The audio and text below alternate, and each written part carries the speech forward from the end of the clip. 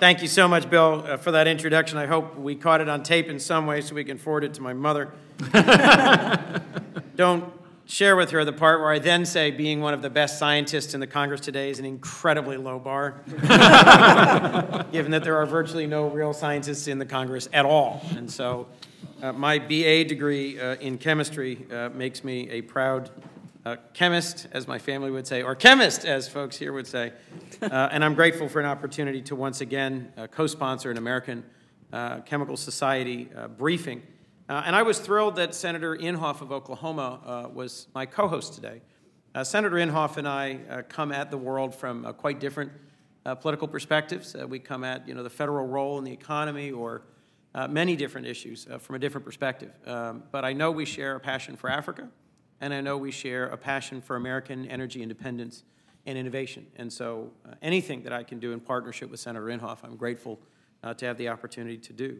And I have the strong sense, not just from the list of who was participating and presenting, but from the briefing I've gotten from my folks who participated, that this was an extremely productive, data-rich, challenging, and engaging session today. Sustainable biofuels production is essential, in my view, for our economy and for our future.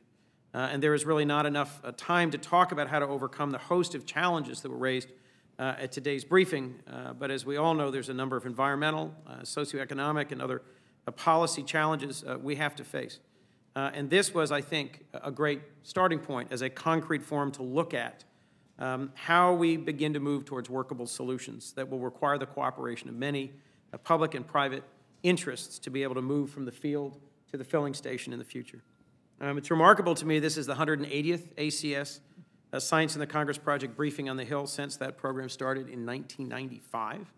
And I am particularly grateful for the service of Dr. Chris Avery, who is a fellow with the American Chemical Society and working in my office this year and making it possible for me to sound relatively well-informed and coherent on issues which I wish I had the time to delve into deeply, but which all the analytical work is being done by him. I'm merely presenting the slides at the end of the show.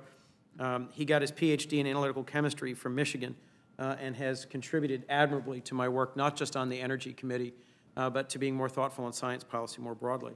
And along with Chris, Franz Werfmannsdobler, who is my energy policy LA and well-known and regarded across the Hill, not just for his unpronounceable last name, or for the fact that his brother is, in fact, yes, named Hans, but that he actually has a tremendous grasp of policy and of how to move from policy into legislation, particularly in what is a politically very challenging time. So out of all of that, financing for the next generation of biofuels is right at the very center of a lane in which I hope to have some catalytic contribution to moving us forward over the currently clear hurdles, the very significant reaction coordinates. See the little reference there?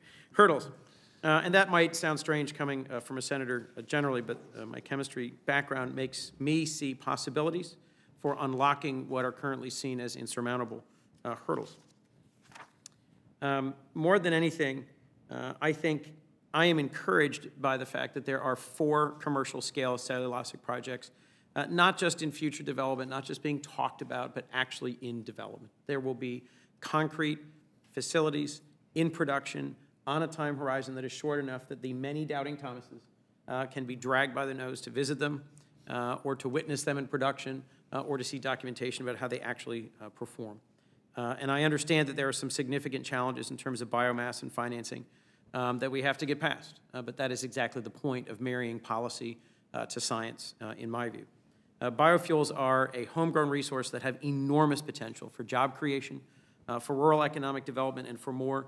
And as you may have already picked up, my home state of Delaware is right in the thick of this venture. We have companies at all ends of the spectrum. One is a multinational company of roughly 200 years provenance that some of you may be familiar with. DuPont is deeply committed in investments to a diversified mix of next-generation biomass and biofuel, both the building blocks and the facilities necessary, the cellulosic production facility in the Midwest you've talked about, and the development of biobutanol and other drop-in biofuels. But at the other end of the spectrum are a number of other smaller companies I'll just mention in passing.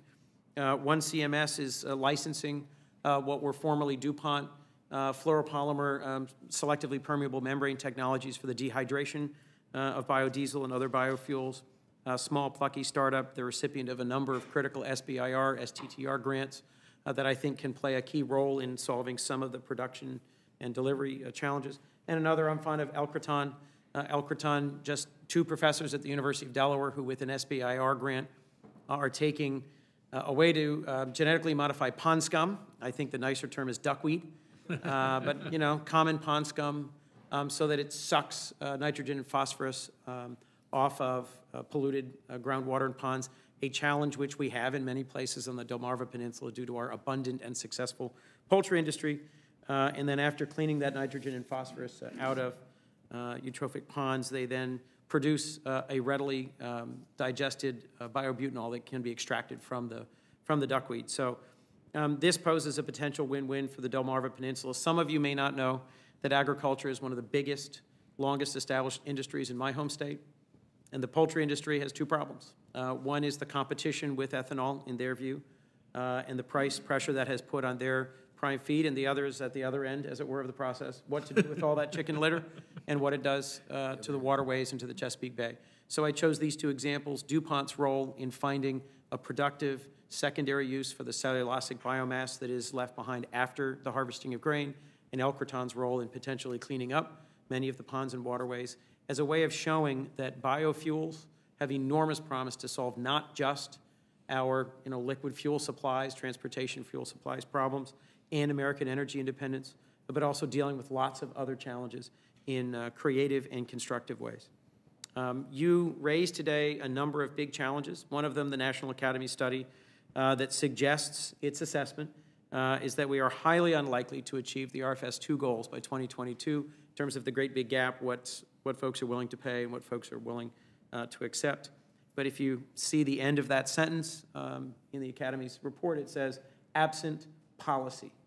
That's the whole point, is that it is only by fighting hard to sustain current policy trajectories and to inject additional policy initiatives that we're going to make this change. And I think it is an incredibly important change for us to be making. That said, the good news, I think, is the recognition in that very same report that the economic environment in which cellulosic biofuels are best able to compete looks very much like the economic environment of today and of our likely decade to come.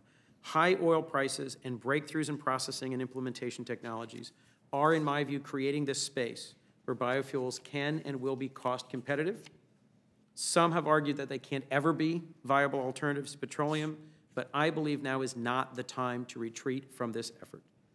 To stand behind these emerging technologies, budding markets, predictability, and credible investment opportunities are going to be absolutely essential. So in my view, the things we have on our horizon are simple and few. Continuing to fight for investment in the Department of Energy and USDA R&D programs, extending the tax credits for advanced biofuels, especially those incentives that can actually be utilized for building second-generation facilities. And then third, most importantly, working together on a path forward for the renewable fuel standard. I know different groups come at the RFS from different perspectives, but we should share a common purpose, I think, of making biofuels a significant contributor to our national liquid fuels market. To be honest with you, the political environment for all of this is quite difficult. It's quite demanding. But this is something that I am passionate about fighting for.